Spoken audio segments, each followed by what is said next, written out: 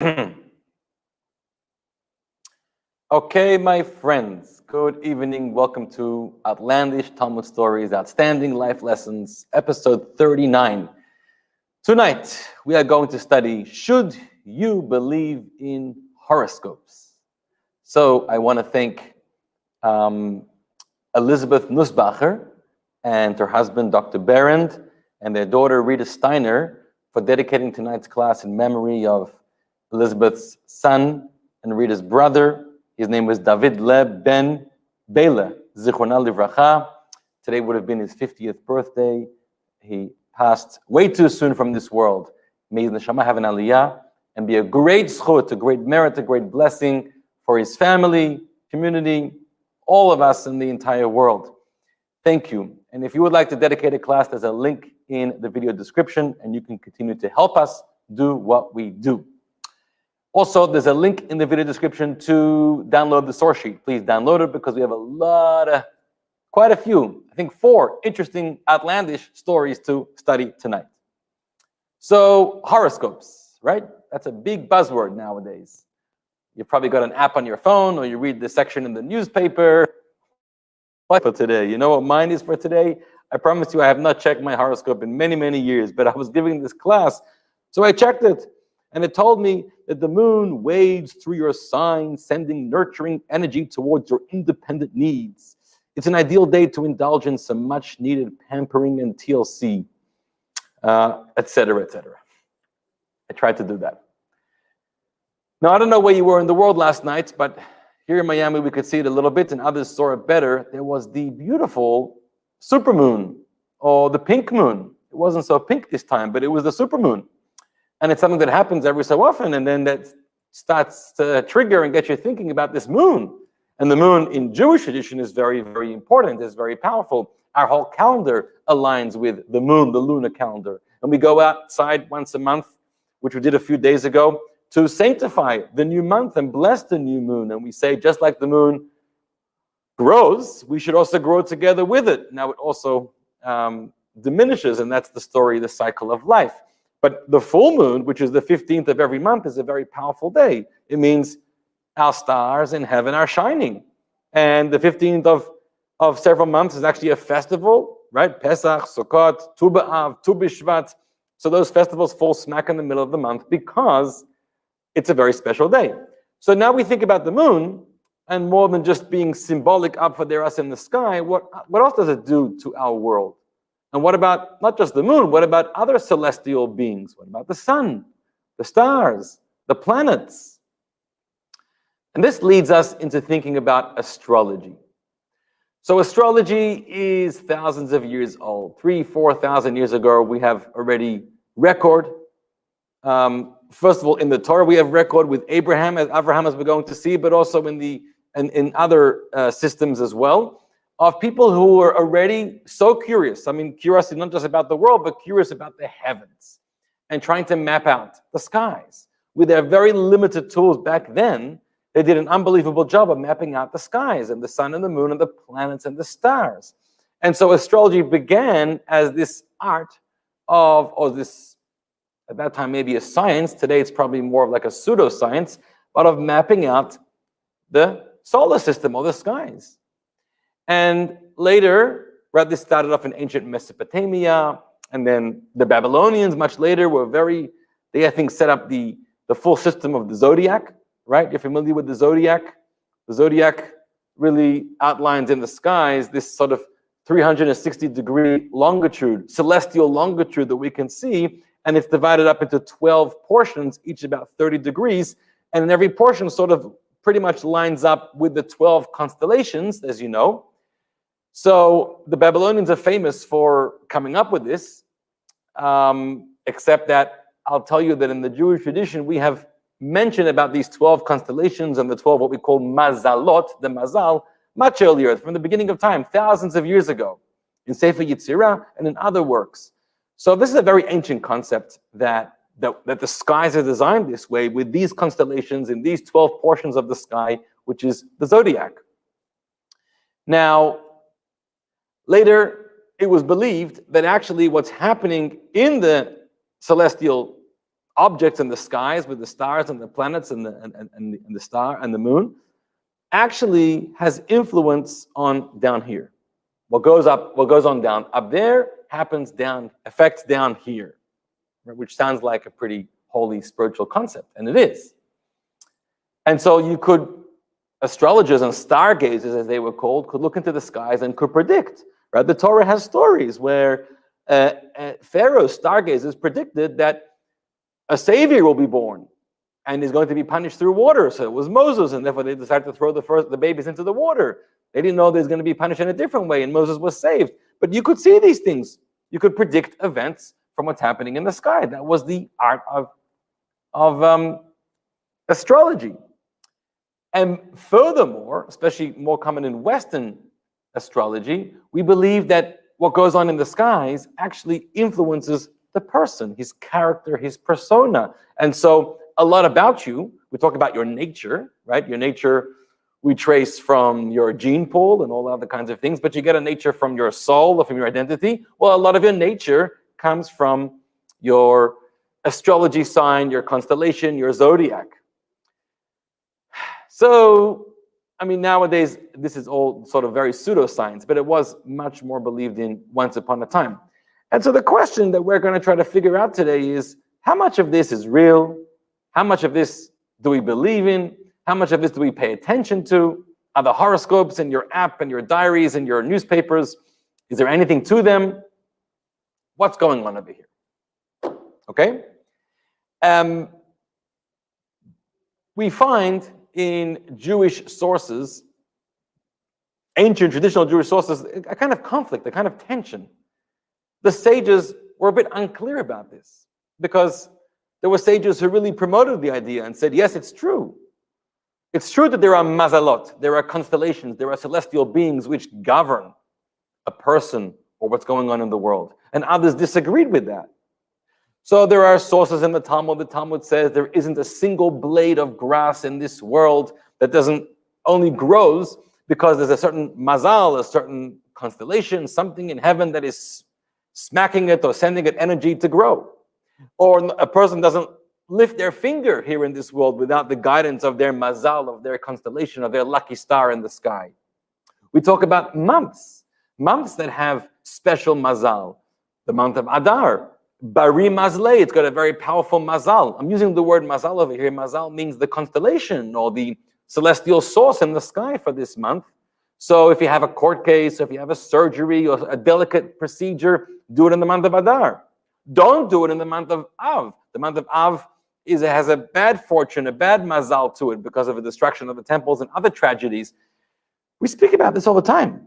So, and then if you go into like the Rishonim, the medieval commentaries 1,000 years ago, there was some heavy debate about all this. I'm just going to quote you two sources that are interesting. So one is from the Rambam, from Maimonides, and the Rambam has a famous letter, Igeret Teiman, a letter to the Jews of Yemen, and he's addressing astrology, and he writes like this. Listen carefully. I'm translating it from the Hebrew on my text here.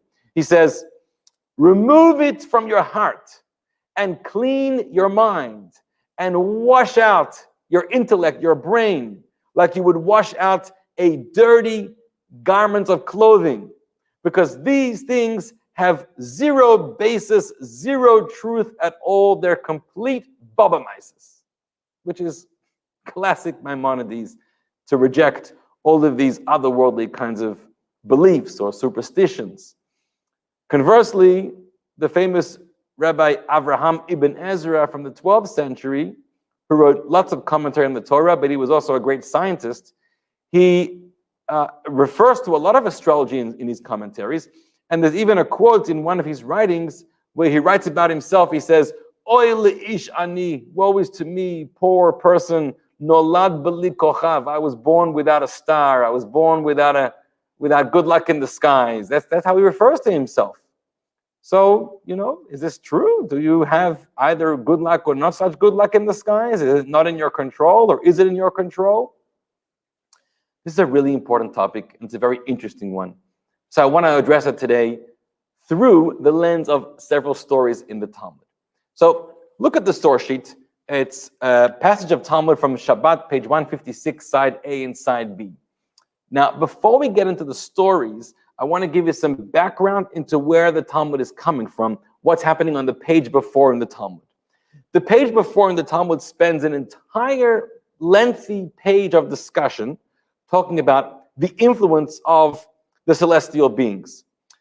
Interesting, here it's not so much about the influence of the zodiac, of the 12 constellations of the sky that you're more familiar with, but the Talmud also refers to, and it's rooted in Jewish spiritual teachings and in Kabbalah, it's talking about the 7 influences in the sky. They're called Shiva Kochvei Lechet, like 7 stars, but they're not really stars. The 7 of these influencers are the sun, the moon, and 5 planets, which are apparently visible to the naked eye from this world. So we have Mercury, Venus, Mars, Saturn, and Jupiter. Now, the way the Talmud understands, the way the Jews understand this, is that every hour of the day, another one of these influences in the sky is governing, reigns, their energy controls over the world. And there are 7 of these. And every hour it's a different one. So if you think about it, if we do the math, in every week there's 168 hours, which divides perfectly into 7. Actually, every day of the week begins with the same celestial object governing that day. So it's 7 days of the week, which are controlled by the 7 influences in the sky. So based on this, the Talmud says the following. I'm just going to summarize the previous page. It's going to really interest you. It's going to lure you into this topic, and then we're going to get into our stories for tonight. So the Talmud says, and by the way, disclaimer, if you don't want to hear what I'm about to say, you can turn off your volume at your own risk. If a person is born on Sunday, what kind of person will you be? You will be an extreme, either a righteous saint or a terribly wicked person. Why?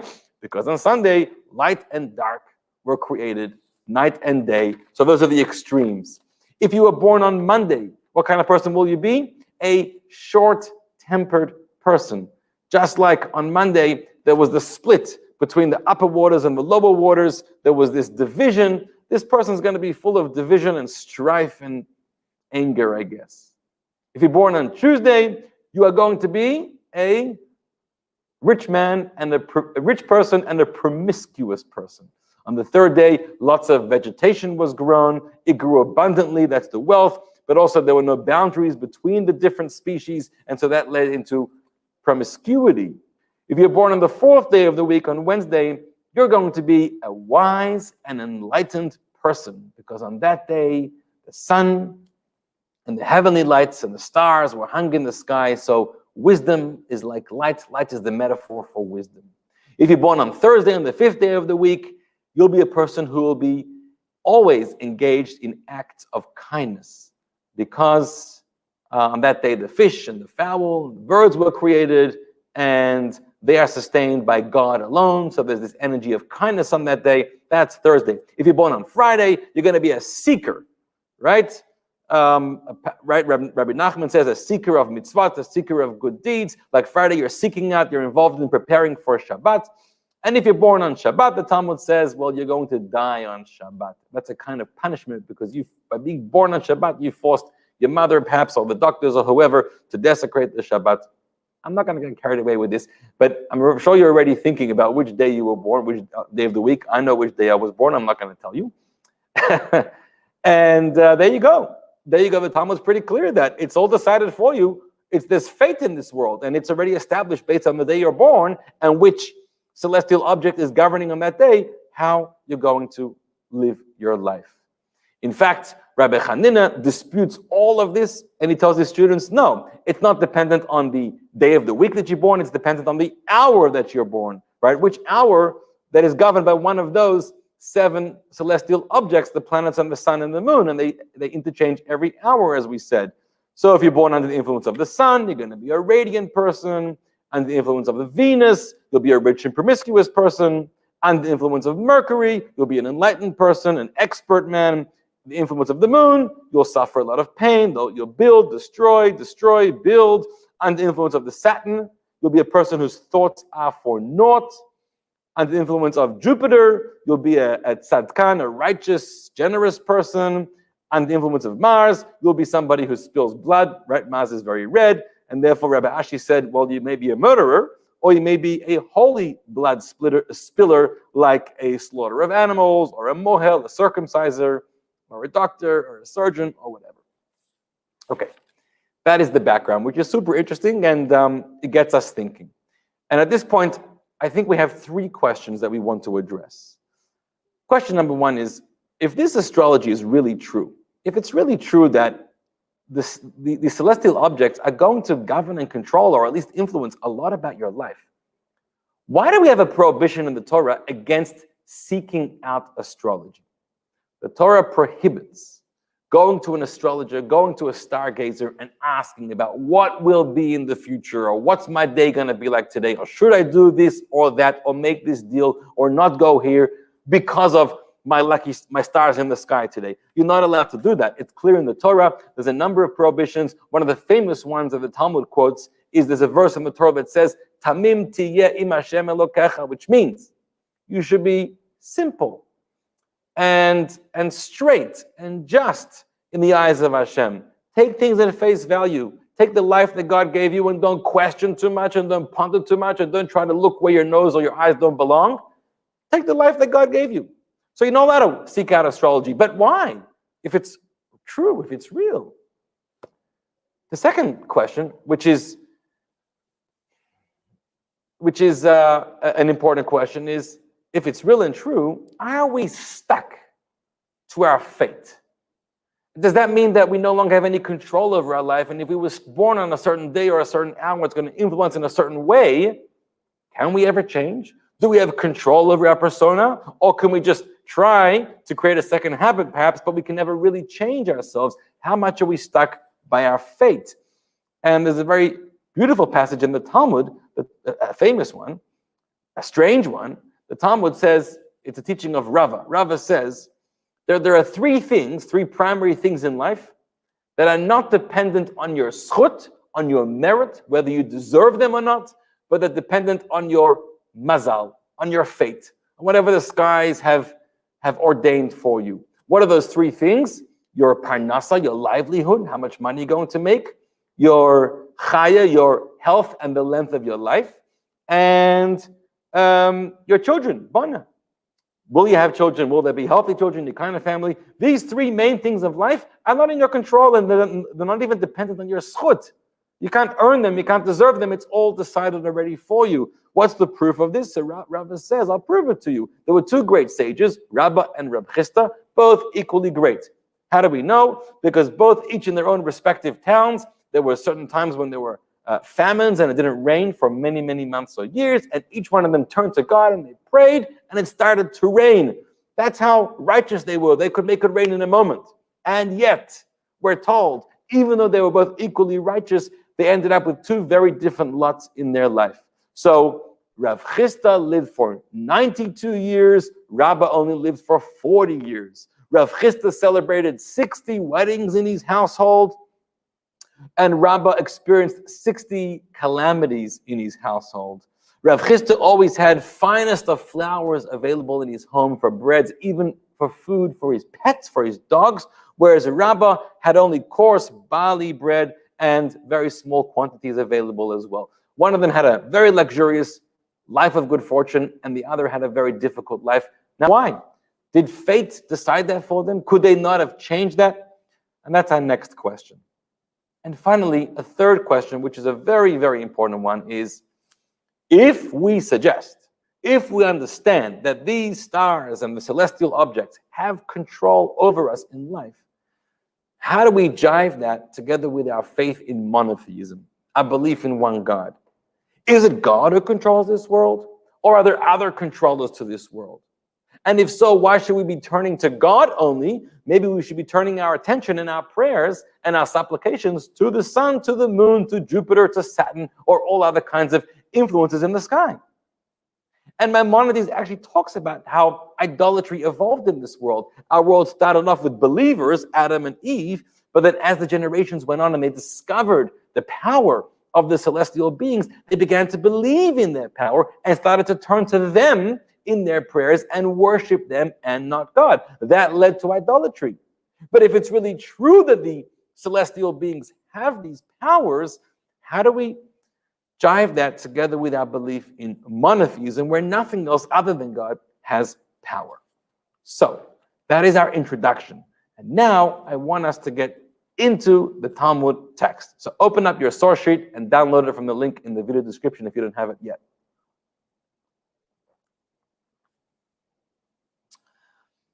This tension that we spoke about earlier among the sages is already addressed here in the Talmud. So here's the dispute. It was stated that Rabbi Hanina taught a constellation, a mazal, makes one wise, and a constellation makes one healthy. And there is a constellation for the Jewish people also. Jews are no exception. We're also controlled, governed, influenced by the celestial beings. Rabbi Yochanan argued and he said, there is no constellation for the Jewish people. What does that mean? Is he saying there's no such thing as a influencing, governing constellation over Jewish people? Or is he saying there is such a thing as a governing constellation over Jewish people, but however, we're not destined or doomed to fate. We're not completely controlled by it. It may be influenced. However, there are ways to circumvent that. We have to think about what he means. Now the Talmud brings us 4 stories. Let's go through them. Story number 1. Shmuel and the Gentile astrologer Ablet were sitting, and they saw these people were going to the lake. Ablet, the astrologer, he said to Shmuel, you see that person? He's going to go to the lake, but he's not going to return because a snake is going to bite him and he's going to die. I see in the stars. He's going to die. Shmuel tells Ablet, if he is a Jew, he will go and come back. As they were sitting for a while, that person they were discussing, he went to the lake and he returned. Ablet was very surprised. He saw in the stars that he's not going to return. So Ablet stood up and he took the person's burden, maybe he was collecting reeds from the lake, and he threw it down. This whole bundle that he collected, he threw it down, and he found a snake cut and cast in 2 pieces inside the bundle. In other words, as he was cutting off the reeds, there was a snake that was probably ready to kill him, but he managed, or somehow he was lucky enough to cut that snake in half, and he was not killed. So Ablet predicted his death. The stars predicted his death, but he didn't die. So Shmuel asks him, what did you do to deserve this? So he told him, every day we all take bread together and eat from the bread. We're a group of 10 workers together. We put all our lunches in the basket and we divide it into half. Today, there was one of us who did not have any bread and he was embarrassed. I could see he was uncomfortable. I wanted to spare his shame. So I said to the others, every day there was one person who had the job to go around, collect all the bread and then divide it in half. Today it's going to be me. I'm doing it today. When I came to that person who didn't have any bread, I did a little trick. I rendered myself as one who was taking from him so that he would not be embarrassed. I took some of my bread, I gave it to him, into his basket, I took it out of his basket, and I spared him the shame. Everybody thought that he was providing bread also. He spared that person's shame. Shmuel said to him, wow, you have performed a mitzvah. And more specifically, the word mitzvah in this context means an act of kindness. You've been very gracious and selfless. That was very, very kind of you.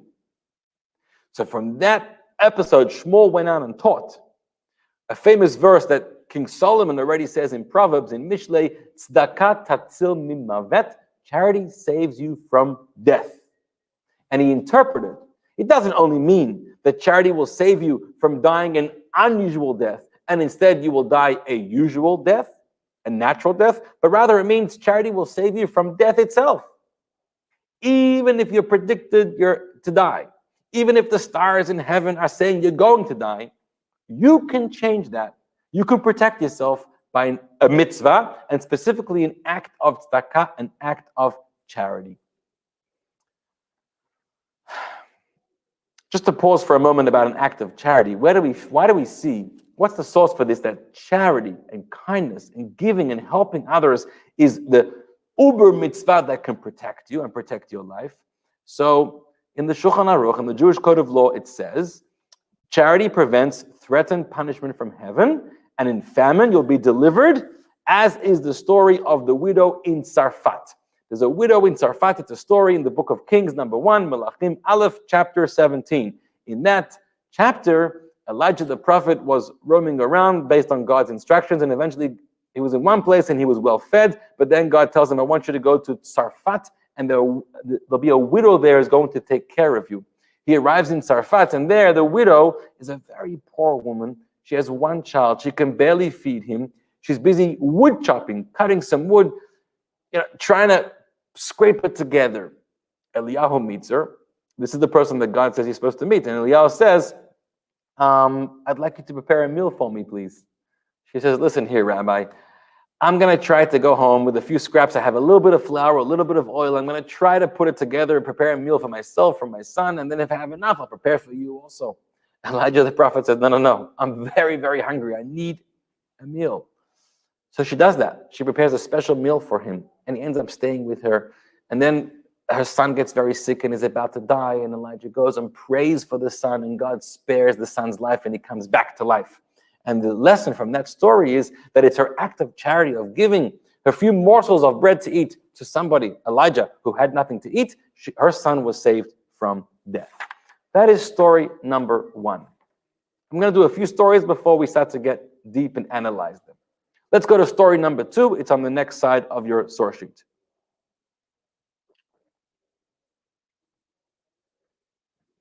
Okay. This one's about Rabbi Akiva, who you know. Rabbi Akiva had a daughter, which, by the way, that's an interesting thing about his daughter. And yeah, not for now. When the daughter was born, the Chaldean astrologers, that was the ancient Babylonian Roman astrologers, the Chaldeans, they told him that on that same day that she will enter the wedding canopy, a snake will bite her and she will die. She's destined to die on her wedding day. Her whole life, Rabbi Akiva was very, very worried about this. He never wanted to tell her because he wanted to get married, but he's petrified. On her wedding day, she finished the wedding and she ends up going home and going to sleep. So she gets undressed. She takes the ornamental pin. I don't know if it was from her hair or maybe it was a brooch on her dress. And where do you put it? So she stuck it in a hole in the wall behind her for safekeeping, till the next morning. Now it happened that pin entered directly into the eye of the snake. There was a snake prepared there to kill her on the night of her wedding, but that pin pierced the eye and killed the snake. In the morning, she takes the pin out and she sees that there's a snake on the other end of this pin, a dead snake. Her life has been saved. She comes running to her father. Right, the whole night, Rabbi Akiva must have been awake, must have been up, pacing back and forth. What's happening with his daughter? The Chaldean astrologer said she's going to die on her wedding night. He's panicking and he can't text her in the middle of the night. I mean, it's back in those days. And anyways, give her some space. She's her first night with her husband. So the next morning she arrives.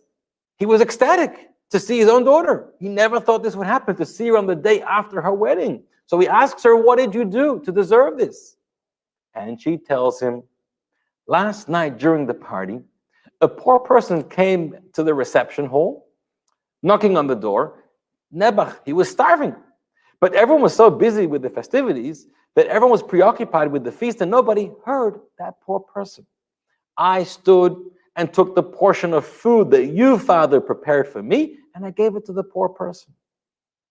Again, a wonderful act of charity. Rabbi Akiva said, you performed the great mitzvah, an act of charity.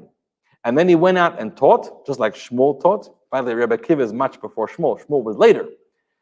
Why this story is mentioned second in the Talmud is an interesting thing to think about.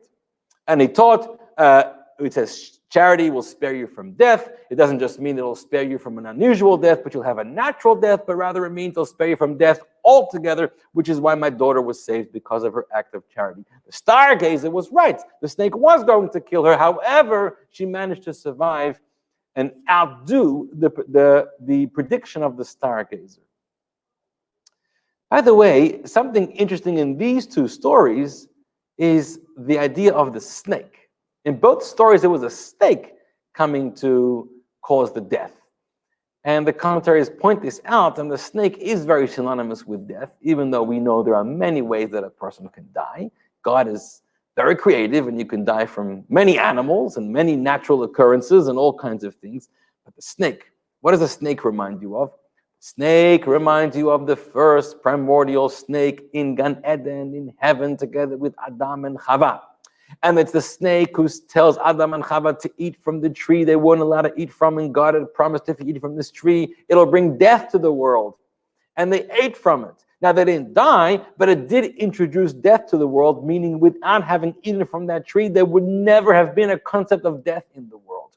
So it's the snake that introduces death to the world. And it's the snake that therefore gets a venom that can be deathly to other humans. And the snake is punished for that. But the snake is therefore the symbol of death. And you see, historically, cultures and societies were fascinated or petrified from the snake. In so many of the drawings and descriptions, the snake plays a very prominent role. All right. Good stories, huh? Let's go to story number 3. Again, Chaldean astrologers, which was the Roman stargazers. This time, this is many generations later, they tell a sage, the mother of a sage, Rabbi Nachman bar Yitzchak's mother. She had a new baby. She gave birth to Rabbi Nachman. And the astrologers told her, your son is destined to be a thief. Right? Based on, I don't know, I forgot which hour, but whichever hour you're born, you're going to be a thief. So she was petrified, and she created a yarmulke, a kippah, for her son to keep on his head, and she never allowed him to uncover his head. And she always told her son as he was growing up, cover your head so that the fear of heaven will be upon you, and pray for divine mercy. Now, he did not know why she said this to him. She had this mother that was fixated on the kippah. Never let a kippah go off your head. Never walk with an exposed head. He never knew why. But the story was because he was destined to be a thief, according to the stargazer. One day, as he was older, he was sitting and studying beneath a palm tree that did not belong to him, and it was growing with dates that were not his. And he was studying Torah, but he was wearing this garment, some kind of cloak upon his head, and the wind came, and the cloak fell off his head, and he had a bare head. The moment that happened, he lifted his eyes and he sees delicious dates in the palm tree, and he was so overcome by impulse to steal that he climbs up the tree, and the description is he detaches a bunch of dates with his teeth. He's like holding on for dear life on this tree, and he takes his teeth and he takes a whole cluster of dates and he eats it, and they're not his. He stole the dates from whoever owned that tree. A whole life he wasn't a thief because he kept his kippah on his head. The kippah, where many commentaries point to this story as one of the earliest sources for the important mitzvah of wearing a kippah. Now, there's a lot of discussion about this mitzvah and about the obligation. Do we have to always wear a kippah outside the home, inside the home? If we're stationary, if we're walking, we're not going to get into that, other than I will say it's always a good thing to wear a kippah, whether you're awake and whether you're asleep, because the point of the kippah is to be a reminder of your higher power, a reminder of God above you, a reminder that you're living a life of responsibility and of mission. That's what it reminds me of, and I always recommend it. So he's like that a whole life. He's in control, but 1 second it slips off and he steals. So let's pause for a moment. We're going to get back to story number 4 in a moment, but let's figure out these stories. We want to know if astrology is a real thing. Do the celestial objects really have control or not? And if they do, how much control? Are we stuck to what they've ordained, and to their influence, and to that fate in life? If you learn these stories, we have an unbelievable takeaway, a lesson going on over here. Let's think deep into these stories. We learn from these stories that the predictions of the astrologers was true. It was true that this person going down to the lake to cut reeds was going to die based on the messages of the stars. There was a snake ready to kill him. It is true that the daughter of Rabbi Akiva was going to die on her wedding night. There was a snake ready to kill him. It is true that Rabbi Nachman, the son of Yitzchak, was innately a thief, because we find out that's eventually what happened when he was caught off guard. It is true. Yet at the same time, even though it's true and it's real, you're not necessarily stuck to that. And the reason you're not stuck to that is because even though it's true, it doesn't have to be your truth. You can connect with and be influenced and controlled by a different truth, a higher truth. Listen very carefully. I'll give you an example. You know, when you're on the phone with, I don't know, you were late to pay a bill and there's like an extra penalty of $36. So you're calling to try to waive that late fee, right? So it's the first time they probably waive it. The second time they waive it. Now you're calling the third time. I don't know why you're so late. God should bless you not to be late with your paying your bills. And this time the lady says, I'm really sorry. We waived it twice. We cannot waive it a third time. And that late fee remains. And you're begging and you're pleading, please, can you remove that late fee? And she says, I wish I could, but I can't. You know why? Because the system doesn't let me to. I'm only working within the system. It's the way it's programmed. A third time, I can't do it. So she's stuck, meaning, or you're stuck. You can't get that late fee waived. What do you do next? Do you just give up and hang up the phone? You shouldn't. What do? You say, excuse me, ma'am, can I please speak to your manager?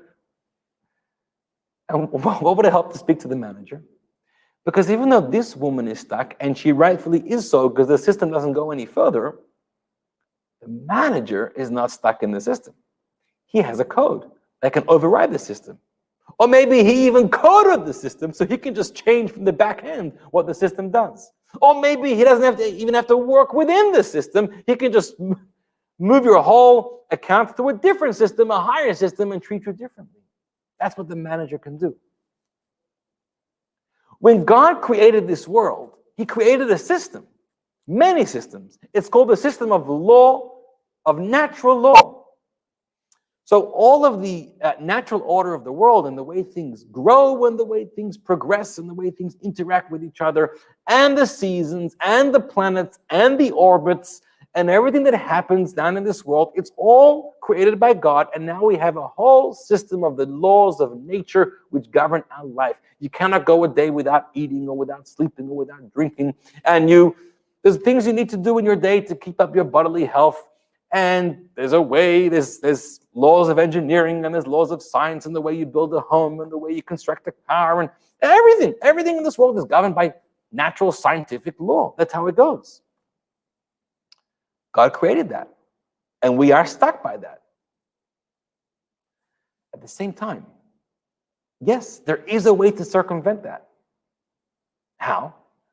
Even though we are stuck to the natural law which God created, but God is not stuck to the law which he created. If he created it, he can also override it, or he can also just completely ignore it, which is what he does when he does miracles, right? When he makes the water split in the Red Sea, water flows and God suspends that and makes water stand.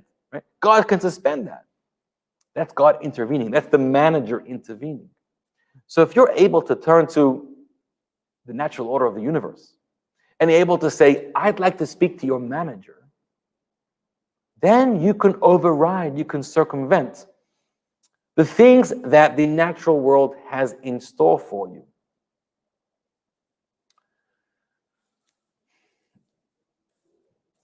It's clear in a source in the Talmud. I want to read this out for you. It's a very powerful teaching. The Talmud says as follows. It's talking about various celestial occurrences. Not about supermoons and pink moons, but it's something else. It's about eclipses. So the Talmud says, the sages taught, and I'm reading this from the Talmud in Sukkah. The Talmud teaches, when the sun is eclipsed, it's a bad omen for the entire world, right? The example the Gemara brings is, imagine that a king invites all these servants and all the people to come to a feast. He's very happy, and it's nighttime, and he asks the servants to put lanterns on all the tables so people can see what they're eating and drinking and enjoy it. And then the king turns really angry, and he instructs them to put out all the fires, all the lanterns, and everyone has to sit in the dark. Everyone knows the king is upset right now. So if the god eclipses the sun, something is wrong. Or Rabbi Meir taught, if the sun is eclipsed, it's a bad omen for other nations. If the moon is eclipsed, it's a bad omen for the Jewish people. Serious stuff. that happens in the skies that's a reflection of what's going on in our life. Then the Talmud says, however, when the Jewish people perform God's will, it's called Osin Ritzon Hashem Makom. You're in God's good books, you're doing His will, you have a close relationship with the author of the system, with the creator of the code, then there's no need for any fear of these omens. You are now protected by a higher order.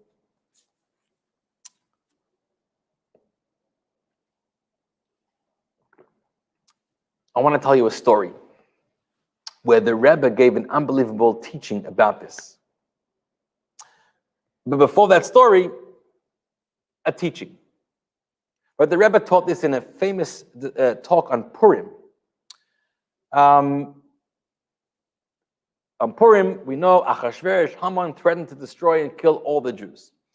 And the Talmud asks the question. The question is, why did the Jews do so bad to deserve annihilation? What was the biggest sin? And the Talmud answers, because when they were invited to enjoy the feast of Achashverosh, they went to that feast and they enjoyed themselves. They took great pleasure in participating in the feast of Achashverosh. Now, it may have even been kosher, even if it wasn't kosher. That's not a sin that's deserving of capital punishment or annihilation of entire nation. How does that answer the question? Just because they attended the feast, just because they enjoyed themselves at that feast, why does that equal being deserving of absolute annihilation? Doesn't answer the question. So the Rebbe once answered as follows, such a powerful idea. The Lubavitcher Rebbe said, it's not that they were going to be annihilated or threatened to be annihilated as a punishment for having enjoyed participating in the feast. No, it's not true. Rather, let's look at it this way. We're going to frame it differently. The fact that the Jewish people are alive and exist and have always existed since the beginning of time is an absolute miracle. Because naturally, the Jewish people should no longer exist. The Medrash compares the Jewish people to one sheep surrounded by 70 wolves. It's a reality. Look at Israel today. One small nation, very small country, surrounded by large countries of enemies. The Jewish people throughout history have been one sheep surrounded by 70 wolves. What are the chances that one sheep could survive being surrounded by one wolf, 5 wolves, 70 wolves? The chances are zero, literally zero. And so the chances of Jewish people throughout millennium of persecution and anti-Semitism and hatred and all kinds of attempts to destroy them, the chances of them being alive are zero. So how are they being protected? How are they alive? It's an unnatural occurrence. It's only because the Jews have been given this unbelievable gift of supernatural, miraculous protection from God, because naturally it could not happen. In order to receive, in order to be a receptacle for that supernatural, miraculous protection from God, you've got to be in God's good books. You've got to have a relationship with Him. As the Talmud says, you've got to do Osin Ritzon Hashem Makom. You've got to be doing God's will. And then you're good with the manager, and then the manager can always come out and help you override the system. If you choose to ignore the manager, and you're upset the manager, well, then the manager turns his back on you or hangs up the call. And if that happens, then that penalty, that late fee, doesn't go away. If the shepherd, right, God is considered this master shepherd in the skies that's protecting the one sheep among the 70 wolves. But imagine the sheep turns to this shepherd and says, hey, Mr. Shepherd, I really appreciate you. You're a nice guy, but I don't really need you. I'm okay on my own. And the shepherd says, fine, and the shepherd walks away. Could you imagine what would happen? The sheep will be devoured in a second. So what the Talmud is saying, therefore, is not that their sin of enjoying the feast made them deserving of annihilation. Their sin of enjoying the feast and becoming chummy with their enemies, with Achashverosh, and positioning themselves with that secular pagan lifestyle, basically told God, We're okay among the Persians. We don't need you. Well, we send the shepherd away, then of course they're going to be destroyed. That's the logic. Such a powerful idea. So here's the story. In 1974, at the beginning of the year, the Rebbe came out with this campaign. You know, he had many mitzvah campaigns. Well, in that year, it was the campaign of mezuzot. Every person should go out to make sure that their neighbors and their friends should have a mezuzah on their home. It's so important to have a mezuzah. By the way, if you're listening right now, do you have a mezuzah on your home, on all the doors in your home? It's an unbelievable mitzvah and important protection for you. Now, a lot of the Hasidim and the students were going around putting out mezuzot everywhere and checking them, making sure they're kosher. You may have one on your door for many years. You don't know if it's kosher. Go get it checked. In May that year in Israel, a terrible tragedy happened. 3 terrorists came in from Lebanon dressed as Israeli soldiers, and they broke into a village called Ma'alot. And when they broke in, they first came into one Israeli Jewish home and they butchered the entire family. And then they broke into a school. And in that school, it was a boarding school, I believe. There were many students, even extra students sleeping there that night because students who were on a trip from elsewhere and they were lodging there for that night. And as soon as they came in, they killed the security guard, they killed the teacher, they killed the students, and then they had all these students as hostage. Some of them managed to run away, run out a window, but they ended up having, I think it was 90 students as hostage. And there was this negotiation going on between the Israelis and the terrorists. And the Israelis were ready to, give them what they were asking for to spare these tens and tens of young students in the school and their teachers and staff. At 5, the deadline was 6 p.m., I think, and at 5:45 p.m., the Sayeret Matkal, the elite force of the Israeli army, came in, barged in, and really, had this whole plan.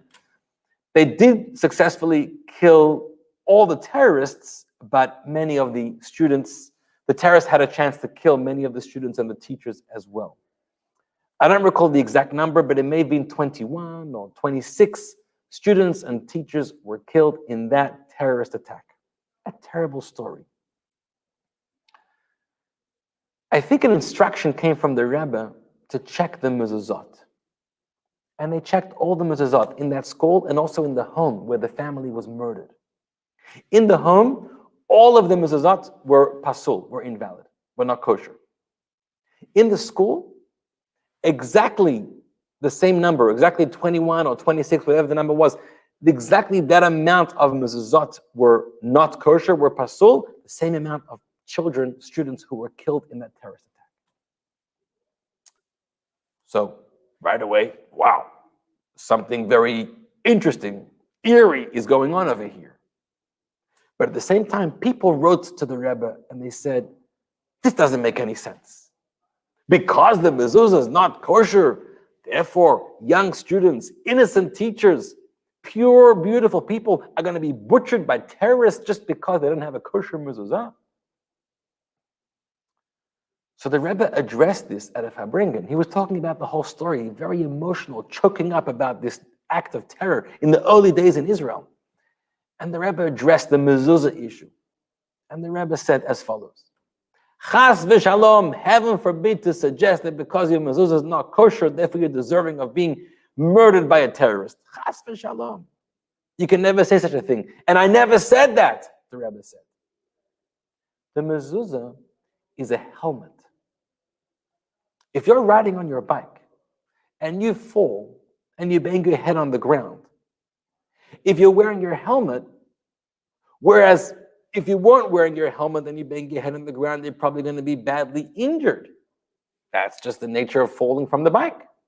But if you wear your helmet, you'll protect yourself, and instead of being naturally injured from the fall, you won't be injured.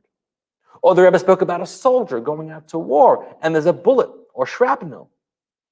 Shrapnel kills, shrapnel injures. That's just the nature of it. But if you're wearing the helmet, you protect yourself. The mezuzah is a helmet.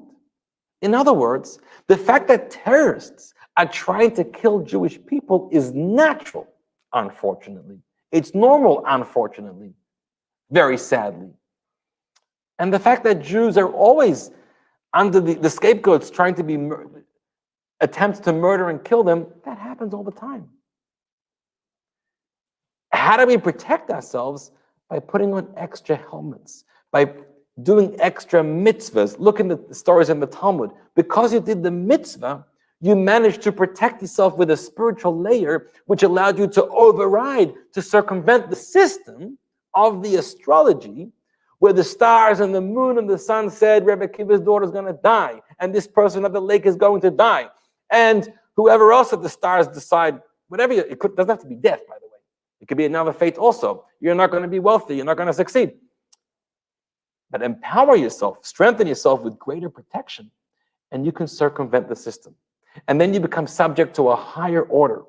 The manager can recode. I want to do the fourth story in the Talmud, and then we'll tell you one last story. Because this fourth story, let's go back to the source sheet. This really explains it nicely. This goes all the way back to Abraham. Story number 4.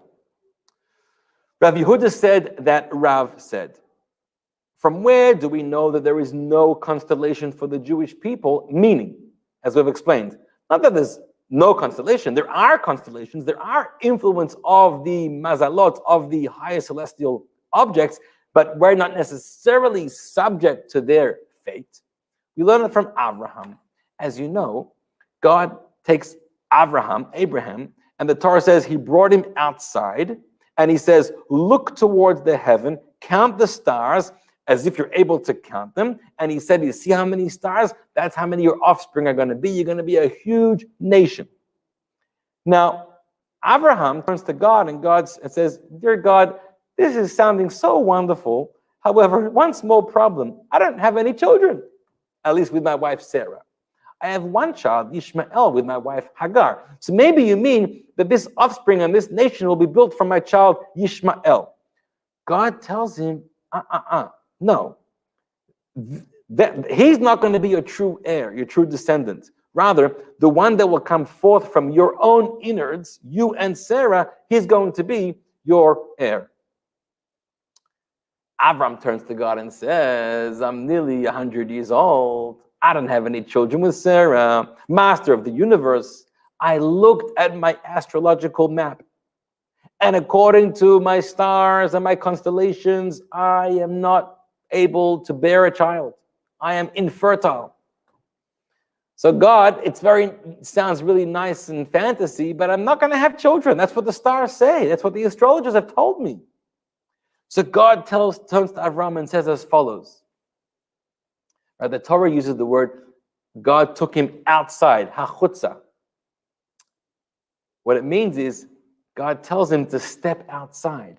Outside of what? Not just outside of his home. Step outside from your thinking, from the way you're boxed into, stuck in that pattern of thinking that you're stuck by your fate of your constellations. God says, emerge, leave, exit from your astrology and from your astrological thinkings and predictions, as God, it says God brought him outside, because there's no constellation for Israel. What is it that you're thinking, says God? Is it because Jupiter is situated in the west, and the west is known to be a cooler area, apparently, and therefore it's not so fertile that you can't have children? Well, if that's the problem, and Jupiter is your constellation, by the way, Jupiter is the constellation for tzedek, for kindness, generosity, we learned earlier, which describes Abraham. So his star was Jupiter. Well, says God, if the problem is Jupiter's in the west, I'll put Jupiter in the east. I'll change Jupiter. I mean, not a problem. I created Jupiter. I could put Jupiter in the west. I could put Jupiter in the east, wherever you want. If I promise you to have children, you're going to have children. How's it going to work out? If the stars are not agreeing with it, I'll make it work out. I'm the code. I'm the coder. I made the code. God tells Abraham, the predictions of the astrologers are true. And if you're subject to that level of system in life, that is your truth.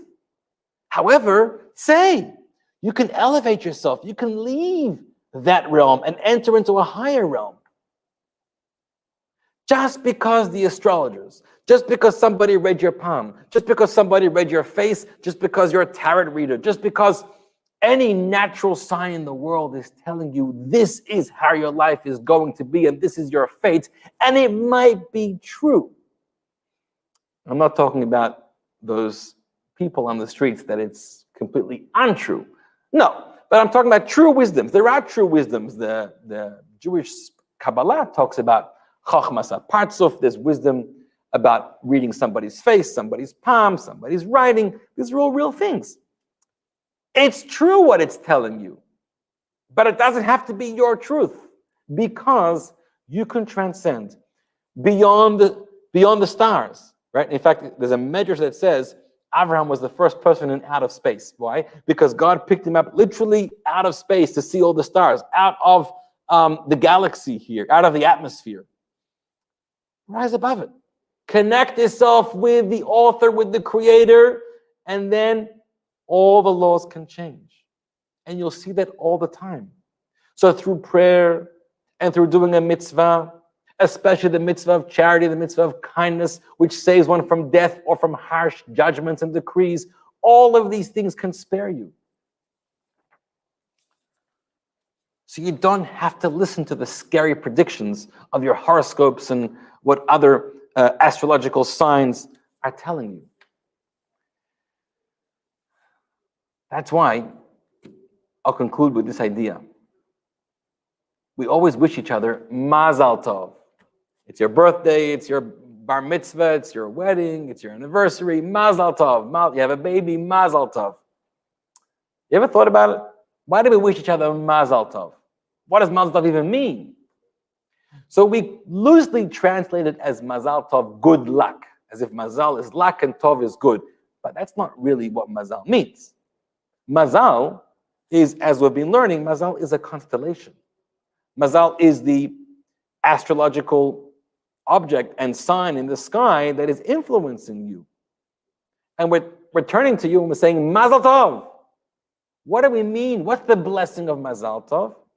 So I'll tell you three things about what we're trying to achieve in that blessing. And there's a couple questions coming up which I'll try to answer. First of all, teaching number one.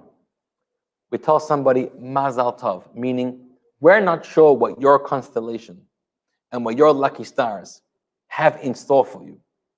And it is possible that your stars in heaven don't have the best fortune in store for you. That, by the way, to be clear, when the Talmud and the Torah talks about the influence of the 7 celestial objects or the influence of the constellations, that's a real thing. That's clear in the Talmud and the Torah and Kabbalah. What a lot of scientists or pseudoscientists or other people on the street, the way they talk about it, isn't necessarily so true. You have to keep that in mind. But let's say your mazal is not such good mazal. So what we tell you is mazal tov. I hope that your mazal will be turned into something good, of good fortune and beneficial for you. That's blessing number one.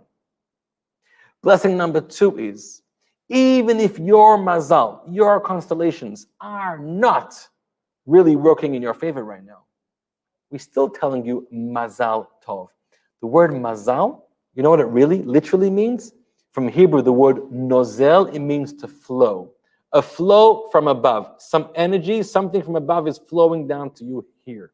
And we're telling you, may you have the good fortune, may you have the blessing and the ability to transcend your poor mazal and receive a flow of God's grace and God's compassion and God's kindness that overrides the system and brings into your life the blessings that God can do because he can rewrite the system. May that flow in a good and beneficial way into your life. And then there's a third teaching of mazal tov, which is a bit unrelated, but the Kabbalah teaches us that when our soul comes down to this world into our body, only one portion of the soul comes down here. A larger portion, a higher portion of the soul actually remains in the heavens. Which you can feel that, by the way. You have this unique connection to heaven via your soul in heaven. Have you ever felt once in a while, on occasion, you get this burst of energy, this burst of inspiration, this burst of faith. Something comes into you unexpected, and you wake up one morning or something happens and you're all alive and you're full of faith and you're all excited and inspired. What happened? It's very possible that there was a burst of energy coming from your higher soul to your lower soul. Your higher soul is called a mazal. It's your mazal. It's your constellation, your source in the heavens. Mazal tov. May that burst of energy and of strength and of inspiration coming from your higher soul into your lower soul here in this world may be tov, may be good, may be long-lasting, may be able to live with it much longer than just a short burst of energy. So, my friends, we should all have mazal tov. And don't be so afraid, because we have connections with higher powers. We have connections with the managers, with the creators of the system, and we can connect with that, and we can open up ourselves to the highest of blessings, no matter what the other systems in this world are predicting. Therefore, I'll tell you my final remark is a quote from the Medrash. The Medrash says a funny story. The Torah says that Torah lo b'shamayim, Torah is not in the heavens. What does that mean? So we know Shavuot is coming, and it means it's not in the heavens, it's not the angels, but Moses brought it down here. But Shmuel, the sage, offered a different explanation. Shmuel says, you know what it means the Torah is not in the heavens? That the Torah is not subject to the astrological signs of the heavens. Meaning, ignore astrology, even if it's there, even if it's real and it's true. If you're connected with Torah, you can ignore the heavens, the astrological influence of the heavens. Torah is not in the heavens. That's what Shmuel taught. So his students asked him, and they said, but Master Shmuel, aren't you also an astrologer? You're a big Talmid Chacham, you're wise in Torah, but you're also an astrologer, so you dabble in both worlds. So Shmuel answered, I'll be honest with you. I only look at astrological signs when I have free time from studying Torah. It's not so important, only when I have free time. And so they asked him, and when do you ever have free time from studying Torah? And he answered, when I'm in the bathroom. You can't study Torah. What's your reading material in the bathroom? For Shmuel, it was astrology.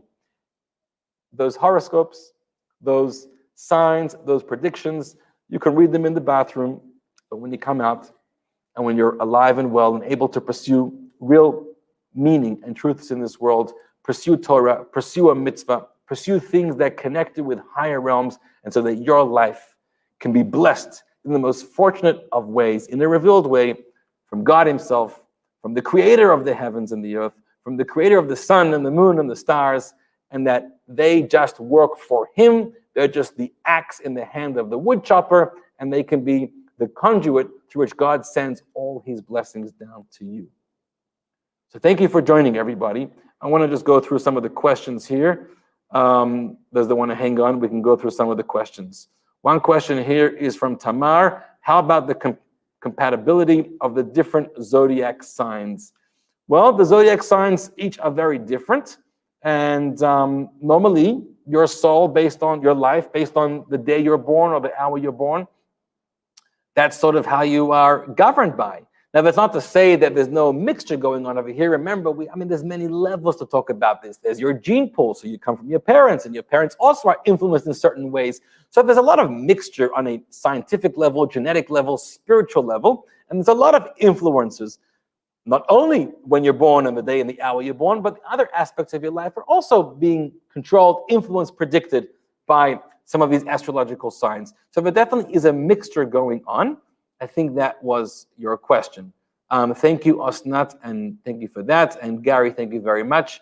Benny says that I heard mazal also refers to being in the right place at the right time, and something else I don't recall. So mazal, mem, makom, place, zayin, zman, time, and lamed is, I'm not sure.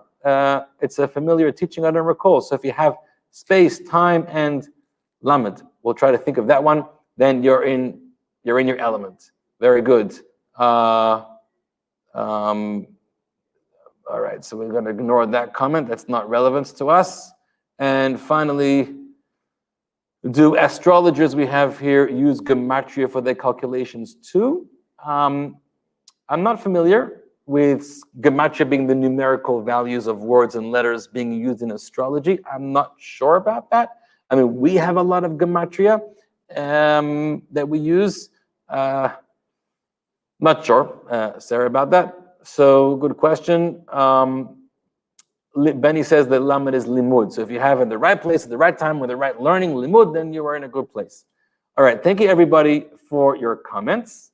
And go out there, ignore the naysayers, ignore the things that, don't wake up one morning and say, my stars are not aligned for me today. No such thing. Even if they're not aligned for you today, but you'll still find your blessings and you'll still find your way as long as you will be osin r'tzon Hashem. You'll be in God's good books and you'll be doing as you should.